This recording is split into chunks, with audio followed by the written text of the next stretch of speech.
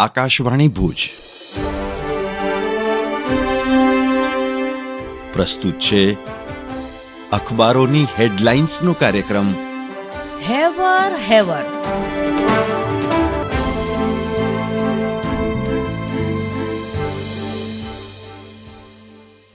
નમસ્કાર, હું મનોજ સોની. કચ્છ મિત્રની આજની હેડલાઇન છે કે વરસાદથી આંધ્ર તેલંગાણામાં તબાહી, ગુજરાતમાં આગાહી. બંને રાજ્યમાં 400 ગામ ડૂબ્યા, 23 લોકોના મોત. 100થી વધુ ટ્રેન કરાઈ રદ.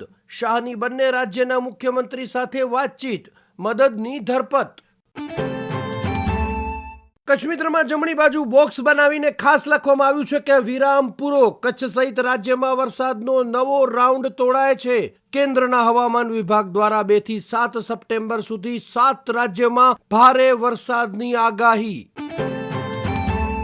કચ્છ મિત્રના છેલ્લા પાને સમાચાર છે કે કચ્છમાં ઋતુજન્ય રોગોએ માથું ઉચક્યું, આરોગ્ય તંત્ર હરકતમાં. વરસાદી માહોલ વચ્ચે તાવ, શરદી સાથે ઝાડા ઉલટીના કેસ વધ્યા. આરોગ્ય વિભાગની 300થી વધુ ટીમે ઘરે ઘરે તપાસણીનું કાર્ય આરંભ્યું.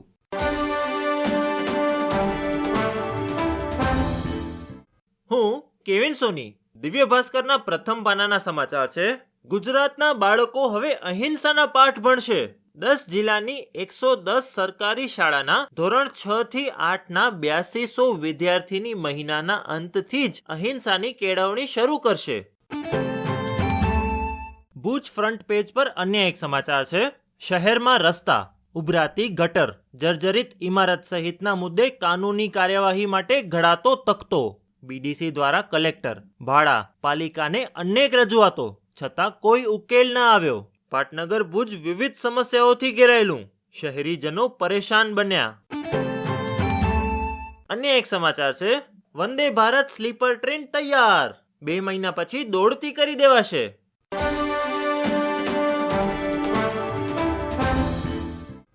હું જયેશ રાવલ. ગુજરાત સમાચારની કચ્છ આવૃત્તિમાં પીજીવીસીએલના પોઝિટિવ સમાચાર છે. કચ્છના 700 ગામોમાં વીજ પુરવઠો પૂર્વવત, 125માં રિપેરિંગ કામગીરી. જિલ્લા બહારની 31 ટીમો સહિત 84 ટીમો કામે લાગી. ભાવનગર, બોટાદ, અમરેલી, જૂનાગઢ સહિતના જિલ્લામાંથી ટીમો બોલાવીને રાત દિવસની કામગીરીનો ધમધમાટ. ગુજરાત સમાચારની કચ્છ આવૃત્તિમાં બીજા એક સમાચાર છે. શિક્ષકોની બદલીને શિક્ષણ તંત્રે ભરતીનું નામ આપી દીધું. ભરતીના નામે બેરોજગારો સાથે વિશ્વાસઘાત કરાયો. ગુજરાતમાં ટેટ ટાટ ઉત્તીર્ણ 50,000 યુવાઓ શિક્ષકની ભરતીની કાગડોળે રાહ જોઈ રહ્યા છે. ગુજરાત સમાચારની કચ્છ આવૃત્તિમાં અંદરના પાને હેડલાઇન છે. કચ્છમાં હવે રોગચાળો ફેલાતો રોકવા આરોગ્ય તંત્રની કવાયત. રવિવારની રજામાં પણ આરોગ્ય કર્મીઓ કામગીરીમાં. ORS અને ક્લોરિનેશનની ગોળીઓ પણ અપાઈ.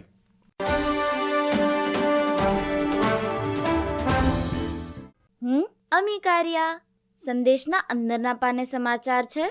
ભુજમાં નગરસેવકની ઓફિસ પર હુમલાના કેસમાં 7 શખ્સ 1 દિવસના રિમાન્ડ ઉપર.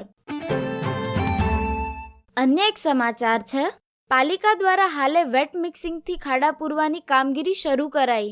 ભુજમાં ભારે વરસાદને પગલે ડામરના રસ્તાઓ ધોવાતા ઠેર ઠેર ખાડા પડ્યા.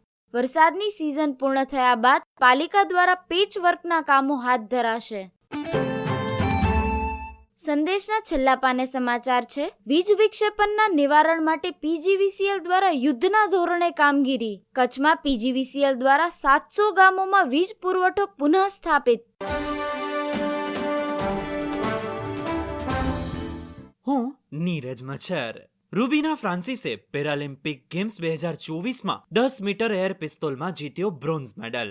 ઇન્ડિયન એક્સપ્રેસના સમાચાર. રિકેટ્સના કારણે બાળપણમાં ક્યારેક ચાલવા કે ઊભા રહેવામાં સંઘર્ષથી લઈને પેરાલિમ્પિક ગેમ્સ 2024માં 10 મીટર એર પિસ્તોલમાં બ્રોન્ઝ જીતવા સુધી રૂબીના ફ્રાન્સિસે ઘણા અવરોધોને પાર કરીને એક લાંબી સફર કાપી છે. 24 વર્ષીય રૂબીના ફ્રાન્સિસ પેરાલિમ્પિકમાં મેડલ જીતનારી ભારતની પ્રથમ મહિલા પિસ્તોલ શૂટર બની. રૂબીના ફ્રાન્સિસે પેરાલિમ્પિક ગેમ્સમાં ભારત માટે 5મો મેડલ જીતતા સમયે સંતુલન જાળવવામાં મદદ માટે કસ્ટમાઇઝ્ડ શૂઝ પહેર્યા હતા. તેણે ચેટોરોક્સ શૂટિંગ રેન્જમાં ફાઇનલમાં કુલ 211.1 સ્કોર મેળવ્યા, જ્યારે ઈરાનની સારેહ જાવન મર્ડીને 236.8 સ્કોર સાથે ગોલ્ડ મેડલ મેળવ્યો. તુર્કીની આયસેલ ઓજનગને ને 231.1 સ્કોર સાથે સિલ્વર મેડલ જીત્યો.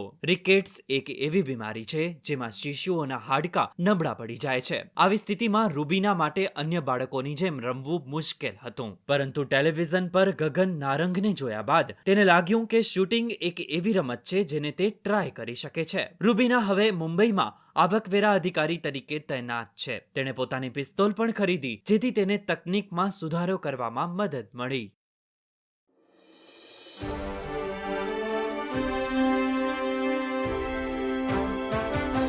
અખબારોની હેડલાઇન્સનો કાર્યક્રમ હેવર હેવર